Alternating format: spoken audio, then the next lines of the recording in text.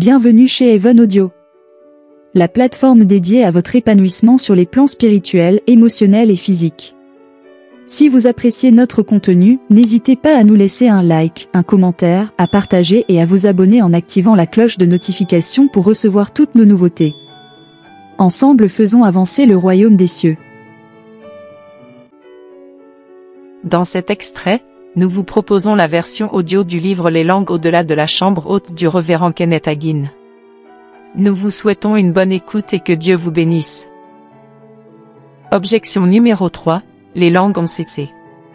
Une fois, une personne est venue me voir et m'a dit, « Pourquoi, ne sais-tu pas que la Bible dit que les langues ont cessé ?» J'ai répondu, « Non, je ne le sais pas, et vous non plus. »« Oh, oui, je l'ai lu dans la Bible. » « Très bien, répondis-je, si vous pouvez me donner chapitre et verset, je vous donnerai une récompense de $1000. Maintenant, je n'avais pas les $1000 mais je n'avais pas peur. Je savais que je n'aurais pas à payer cet argent parce que je savais que cette personne ne pouvait trouver aucun passage de la Bible disant que les langues ont cessé. L'homme regarda et regarda et regarda, essayant de trouver un verset qui prouve son point de vue. Finalement, il a abandonné ses recherches et j'ai décidé de l'aider. Je lui ai dit, le verset que tu cherches est 1 Corinthiens 13, 8. Oh, donc j'ai raison, la Bible dit vraiment que les langues ont cessé. J'ai dit, oh, non. Lisons-le et je vous montrerai ce que signifie ce verset. 1 Corinthiens 13, 8. La charité ne périt jamais, mais les prophéties périront, les langues cesseront, la connaissance disparaîtra. Quand vous lisez le verset en entier, ai-je dit à cet homme, cela donne une compréhension différente. Vous voyez, il est dit que les langues cesseront, non pas qu'elles aient cessé. Il est également dit que les prophéties cesseront et cette connaissance disparaîtra. Toutes ces choses sont futures. Ainsi, les langues n'ont pas encore cessé plus que la connaissance n'ait disparu. Ensuite, j'ai montré à l'homme les quelques versets suivants pour qu'il puisse apprendre, en savoir plus sur ce que Paul dit réellement à propos des langues dans ce passage. 1 Corinthiens 13, 9 à 10, car nous connaissons en partie, et nous prophétisons en partie. Mais lorsque ce qui est parfait sera venu, alors ce qui est partiel disparaîtra. Certains utilisent le verset 10 pour essayer d'interdire les langues. Par erreur ils affirment, quand Paul dit, quand ce qui est parfait sera venu, il parlait de la Bible. Alors maintenant que nous avons la Bible dans sa forme complète, nous n'avons plus besoin du don surnaturel de langue. Mais cette interprétation du verset 10 ne tient pas la route lorsque vous le combinez avec le verset 12. 1 Corinthiens 13, 12.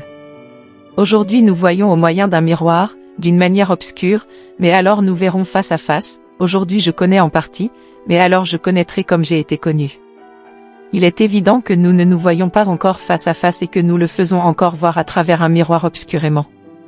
Il est donc également évident que les prophéties n'ont pas échoué, que la connaissance n'a pas disparu et que les langues n'ont pas cessé. Les gens qui tentent d'interdire les langues sur la base de ce passage de l'Écriture feraient bien de lire également 1 Corinthiens 14, 39, ainsi donc, frères, aspirez au don de prophétie, et n'empêchez pas de parler en langue. L'apôtre Paul et l'Église primitive n'ont certainement pas interdit aux gens de parler en langue. En fait, Paul a donné un certain nombre de raisons dans ce chapitre pour encourager les gens à parler en langue, ce qui fait l'objet d'une discussion ultérieure.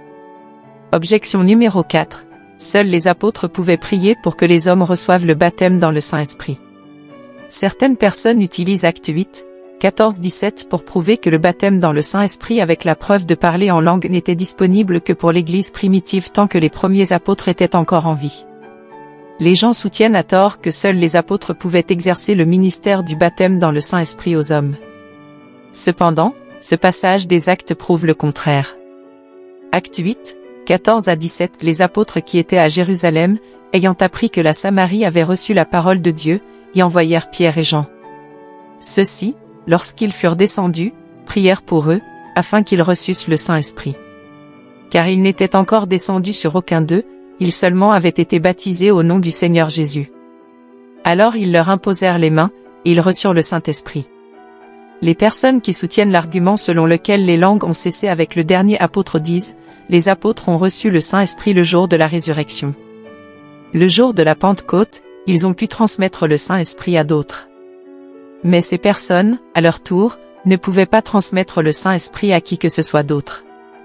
Ces gens affirment, c'est la raison pour laquelle Philippe n'a pas essayé de transmettre le Saint-Esprit aux Samaritains après qu'ils aient reçu le salut. Philippe ne pouvait pas administrer le baptême dans le Saint-Esprit parce qu'il n'était pas l'un des premiers apôtres. Pierre et Jean ont donc dû descendre en Samarie pour imposer les mains aux nouveaux croyants pour qu'ils reçoivent le Saint-Esprit. Mais lorsque le dernier apôtre mourut, la capacité d'administrer le baptême du Saint-Esprit à d'autres a cessé. Mais cet argument n'est tout simplement pas conforme à la parole.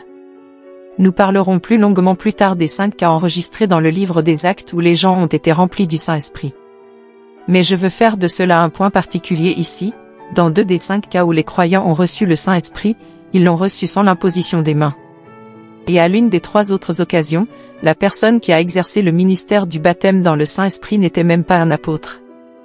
Je parle d'un certain disciple à Damas, nommé Anania, Acte 9, 10, qui est allé à Saul de Tarse, bientôt appelé Paul, et posèrent les mains sur lui pour qu'il puisse être rempli du Saint-Esprit, Acte 9, 17.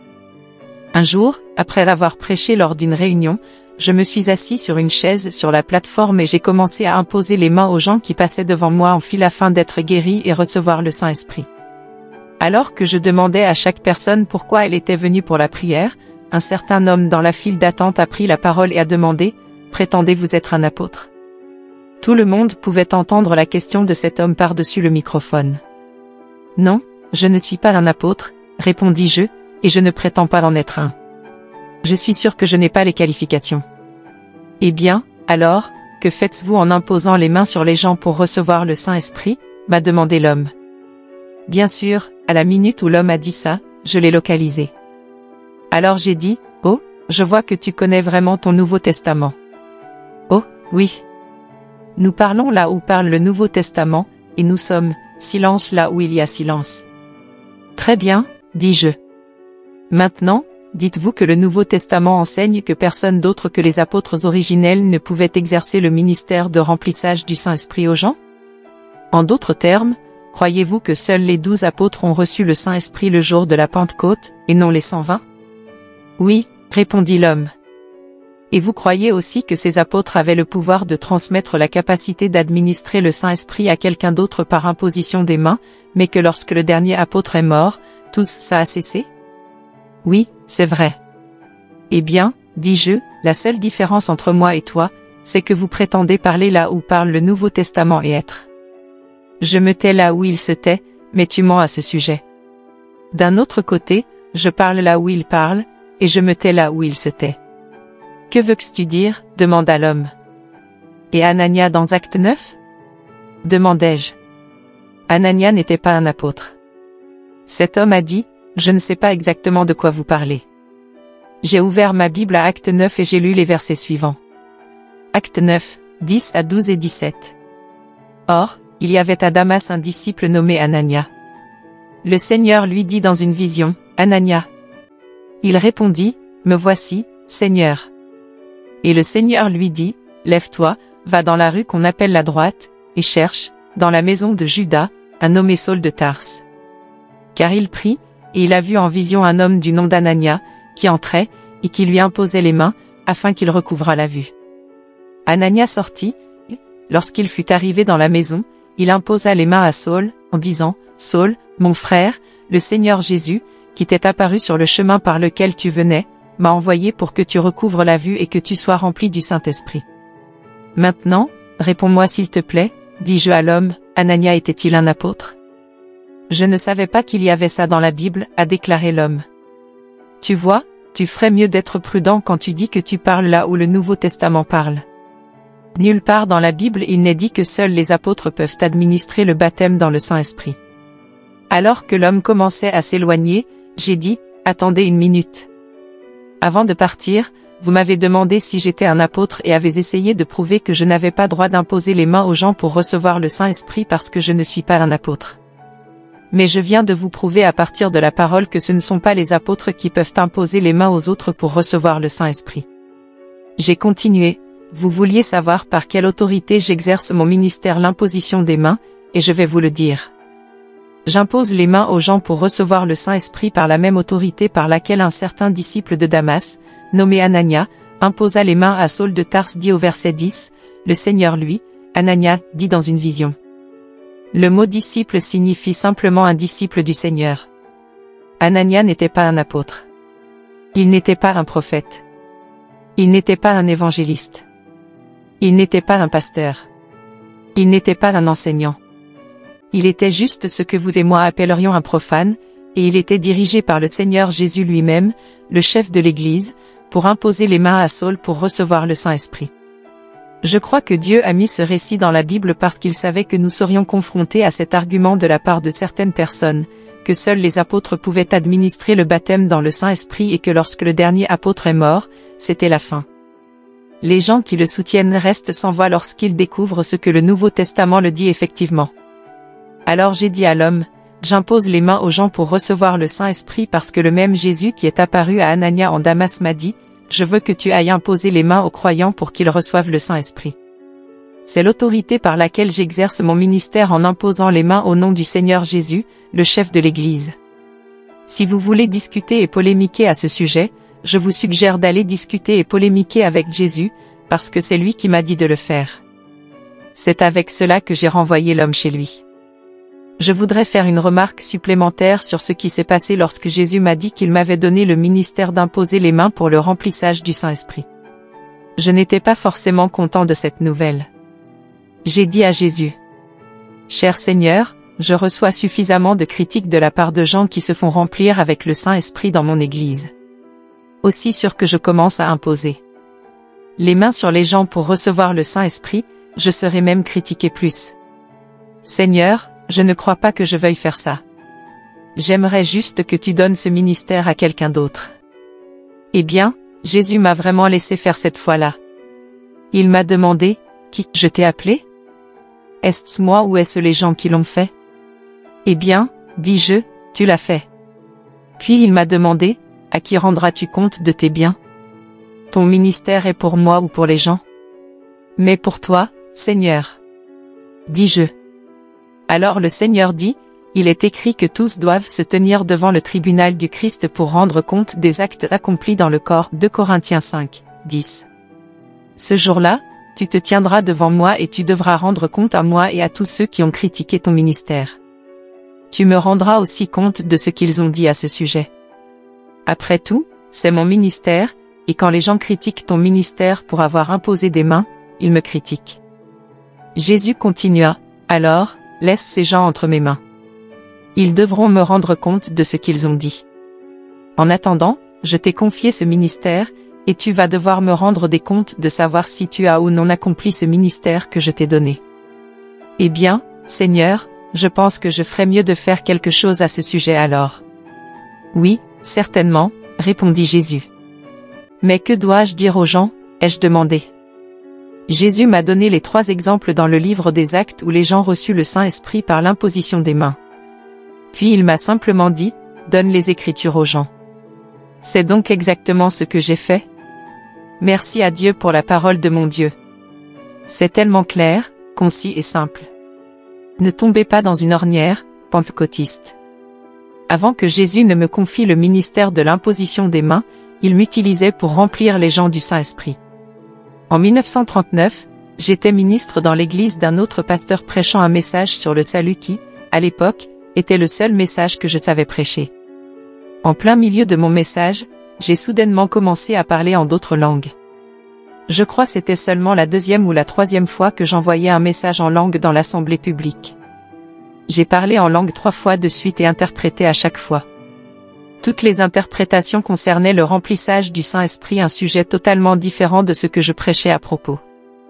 Dieu essayait de diriger le service dans une autre direction.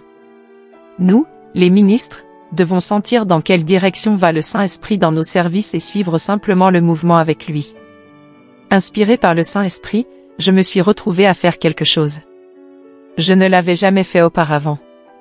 J'ai simplement dit, tous ceux qui n'ont pas été remplis du Saint-Esprit et désirent être remplis, tenez-vous debout sur vos pieds. Immédiatement, 5 personnes se sont levées. Debout dans la chair, j'ai alors dit à ces 5 personnes et ça m'a fait sursauter quand je l'ai dit, recevez le Saint-Esprit. Tous sauf l'un des 5 commença instantanément à parler en langue. Quand l'un d'eux, la femme a commencé à parler en langue, elle était si ravie qu'elle est sortie d'entre les bancs et a commencé à danser sur l'allée. Le pasteur m'a regardé, surpris, et a dit, « Mon Dieu, mon Dieu, mon Dieu !» Pourtant, certaines de ces personnes recherchent le baptême dans le Saint-Esprit depuis années. Ils ont traîné pendant des heures. Nous avons lutté avec eux et j'ai finalement abandonné tout espoir, en particulier cette femme qui est si heureuse. Nous avions tout simplement abandonné son espoir de la considérer comme quelqu'un qui ne pouvait pas recevoir le Saint-Esprit. Personne ne voulait plus prier avec elle. Pas étonnant que cette femme dansait dans les allées. Les gens avaient tiré et frappé et giflé et pleuré et hurlé pour elle pendant des années, essayant d'entraîner cette femme dans le baptême dans le Saint-Esprit et Dieu l'a remplie en une fraction de seconde. Après ce service, le pasteur m'a demandé de commencer un réveil d'une semaine là-bas, mais le réveil a duré 1 mois. Dieu nous a donné un tel puissant renouveau que l'école du dimanche et l'église du pasteur. Son adhésion a doublé et ses finances ont triplé. Je n'ai pas tout fait, c'est Dieu qui l'a fait. J'ai simplement laissé le Saint-Esprit agir. Je me souviens particulièrement d'une nuit de ce réveil. Les gens étaient remplis du Saint-Esprit chaque nuit, mais cette nuit-là, les gens se sont avancés pour recevoir le Saint-Esprit. C'était le plus grand nombre à venir pour la prière à un moment donné. Je voulais sortir ces gens de l'ornière spirituelle dans laquelle ils étaient coincés, alors je ne les laissais même pas s'agenouiller devant l'autel. Nous pouvons tous tomber dans certaines ornières spirituelles, même avec des actes scripturaires tels que comme s'agenouiller pour prier. Cela ne veut pas dire que s'agenouiller pour prier n'est pas bon de le faire.